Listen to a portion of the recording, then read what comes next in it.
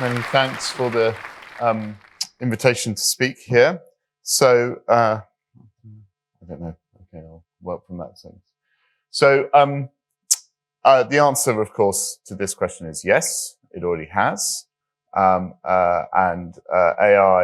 and AlphaFold is a good example, but I'm going to explore really why I'm so confident in answering that with yes.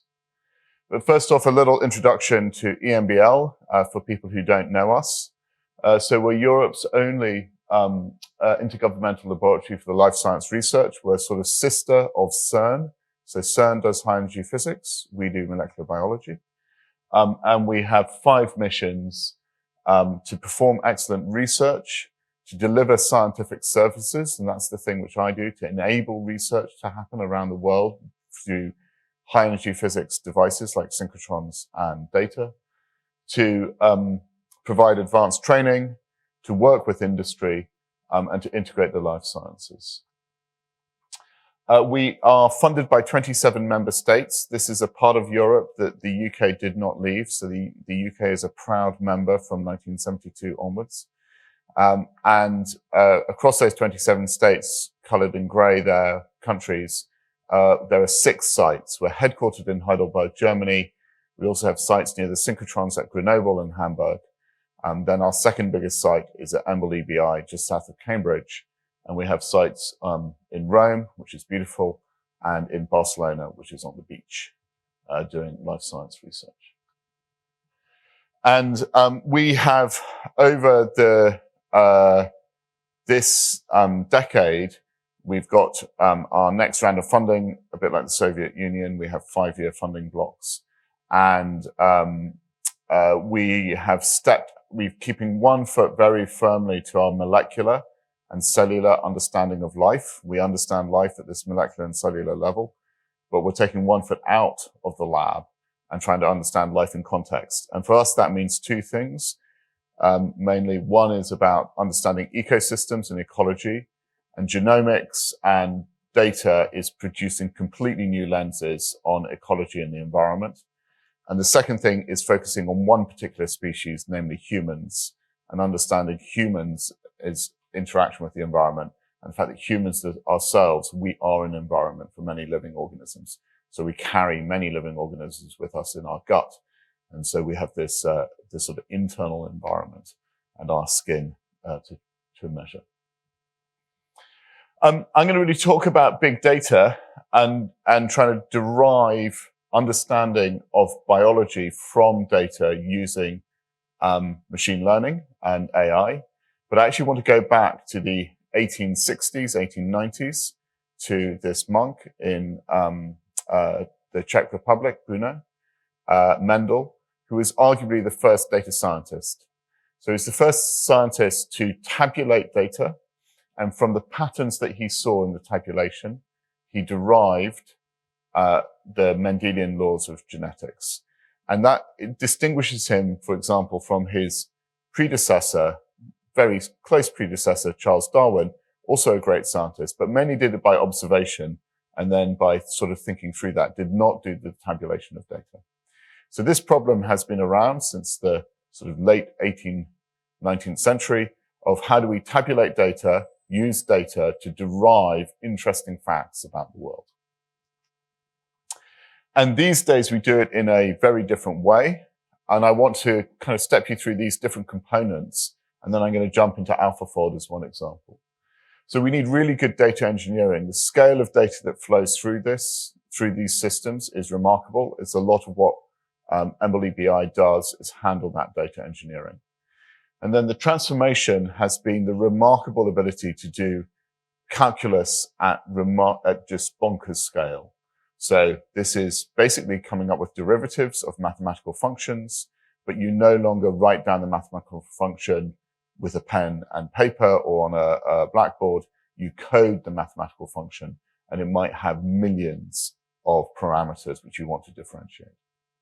You have to put those together in a smart way, and that is the ability to compute those derivatives regularly on subsets of the data, and that often uses specialized hardware. And then these are 3 sort of archetypes of how one can use this kind of framework. The first one is what I call classic deep learning. It's kind of amazing that we have classic vanilla deep learning.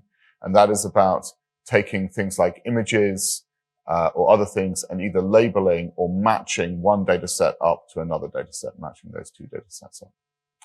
Second one is this ability to model and understand from data where the computer itself generates the model. And that is very exciting. And that is, I'll give you some examples of that. And the third really interesting aspect of this is that a lot of people think this is only about neural networks, which is a particular computational science technique, deep neural networks. But in fact, you can reposition all of this for other mathematical frameworks. And I'll give you an example of that at the end. So just to go through the data engineering, the calculus at EMBL-EBI, we are one of the sources of this massive data engineering. The life sciences has a tremendous tradition that when scientists publish their work, they must publish their data as well. And we in Europe form the European side, we at EMBL-EBI form the European side of the international collaboration of this. And that means we can talk about the human genome or the mouse genome or the bread wheat genome in a confident way because the community shares this across the world. It's open to everyone. Everybody can use it. But this scale is now getting remarkable. One of my favorite, it goes from the very, very small, so the ability to do atomic resolution of flash frozen tissues and to see how molecules are interacting in a living system. Of course, by the time they're in the microscope, it's an EM microscope, it's dead, but they were living just the moment before they were flash frozen.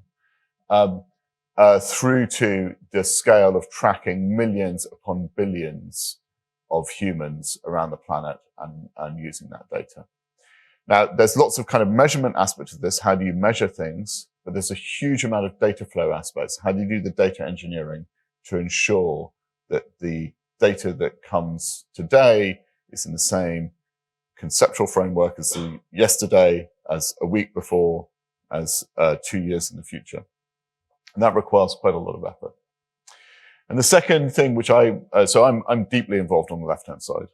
And we have a team of 700 people doing this in all sorts of different ways. The right-hand side, I'm a user. I didn't develop any of this. I'm just a user of the right-hand side, which are these frameworks like JAX and PyTorch, which do calculus at scale. So this is a way of thinking about mathematics and in particular about derivatives. But you can do it across massive, massive variable numbers. And so you construct connections that represent what you think is going on in the world, or you let the computer find that. And that ability to do gradient descent, which is the classic way to find the local minimum of functions you can do with these frameworks. Another feature for the data engineering is that traditionally we have been focused, and we will still do this business of aggregating data worldwide and users downloading it. Increasingly, we still aggregate the data worldwide, but now users visit the data on a cloud platform so that you don't have to pull it all the way to your local laboratory to do this. And this is getting more and more sophisticated. And there's a whole other talk here for the right-hand side where you distribute it and you federate it. And that's particularly important for human health data and human genome data, where understandably most citizens and most countries do not say, look, that's fine, you can have the whole of the Danish healthcare system on your laptop. I'm sure nothing bad will happen from that. Unsurprisingly, that's illegal. And you have to go and pass security clearance electronically and visit it now electronically, sometimes physically, but now increasingly electronically. So let me just go through the outputs of this. Here are 3 examples of what I can call classic deep learning, where you label or you derive variables from one high-dimensional data set, and you create a second, a sort of a frame on top of it. So the left-hand side is work from my colleagues in just up the road here, modeling the human heart. And previously there would be a person clicking around, doing landmarks on each human heart or a bunch of human hearts to watch how they beat computationally. That can now all happen inside of the computer. You simply train it with enough data, and then human hearts get labeled as to where the heart is in an MRI scan automatically. The one in the middle here is from my colleagues in EMBL Heidelberg, which is segmentation and clustering of a complete organism done by this technique called EM tomography, where they can see all the different cells at very, very high resolution. The interesting thing on the right-hand side is they did not have to have a ground truth before they did this labeling. They just asked the deep neural network, what is an optimal way to label this that maximizes certain features of the resulting space. On the right-hand side is how a company called Oxford Nanopore, I'm a consultant for this company, takes its signal data and derives the DNA sequence which underlies it. And they also use a deep neural network to do this labeling. And this has become routine. All of these methods have become routine. They've become routine in science, a sort of routine toolkit that we use in data science. This is where I think there's even more interest and more impact of AI, which is to derive an understanding of biology through AI without knowing what that understanding is beforehand. So this is where the AI system itself creates a model that explains or creates a transform of the data into a space which is definitely more useful than the first space. So I'll go into AlphaFold in a moment, trained on experimentally determined 3D structures. It has solved one of these long-standing biological problems, which is what is the three-dimensional structure of a protein given just its sequence. And it was a really remarkable discovery or development by DeepMind. In the middle is Informer, also from DeepMind, which is aiming to understand gene expression, so which genes go on and off in which cells in the body, again from the DNA sequence, and again the model itself represents an understanding of how expression works. And the third example is from EMBL and my colleague Moritz Gersten, which is learning in situ histopathology slides for cancer, and is aiming to derive features from those histopathology slides that relate to cancer survival and cancer drug response.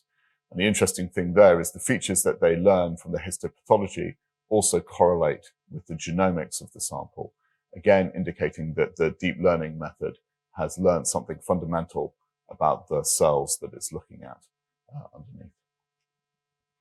So I just want to jump into this one example about AlphaFold, which you would have heard of beforehand, which is indeed a real tour de force. Let me start on the left-hand side first and the background. Scientists, amazingly since 1974, realized that these beautiful shapes that proteins fold up into was a resource not just for the work that they were doing at that moment, but a resource for the future. And so way back in 1974, before the creation of the internet, they worked out ways to collect that data and share that data. It involved an awful lot of tapes and awful lot of physical mail to do that, but it started back then, and it's continued until now. And without that data set that spanned so many different protein structures, these middle parts would not have been feasible. And the middle parts is creating a model that predicts protein structure from sequence. And it requires this high level of engineering, this at-scale optimized engineering of the calculus of the derivatives behind it. And then DeepMind partnered with us at EMBL-EBI. Because it's a computer program, they didn't have to do it just on 1 or just on 10. They could do it on everything. And so indeed, last year, they did it on everything, every single protein we knew. This is a remarkable shift in molecular biology, that we have structural information for everything every protein that we know. So I'm running out of time very quickly. Just the final point here is the repositioning of all of this for different types of maths. And again, this is my colleague Moritz Gerstung and myself, in fact, repositioning this calculus, these maths engines, to do a different type of maths. And this is partial likelihood. So this is how people traditionally think about life courses of humans and the risk of you getting type 1 diabetes or type 2 diabetes or hypertension, or these other things. By using these maths engines, we can do exactly the same statistic that was created by Cox back in 1972, but we can do it on the insane scale of the entire Danish healthcare system. So that is about 10 million Danish people that have been tracked, or 15 million Danish people, about 10 million of which have died. Sadly, 5 million are still alive, and they've been tracked since 1977, with every interaction with the hospital recorded in this database. And so we can take that entire data set and run this classic 1970s robust statistic across it, learning what the trajectories of your average Dane looks like, and whether you can predict risk factors behind different diseases. And so this is, in this case, taking this maths engine and repositioning the maths engine for a different task than deep neural networks, in this case on epidemiology. So the impact we hope for all of this in AI is, of course, life science research, which we're rooted on. This is this rather lovely little organism, which we can completely understand at atomic scale, we hope. Through to healthcare, I have a particular fondness of studying humans.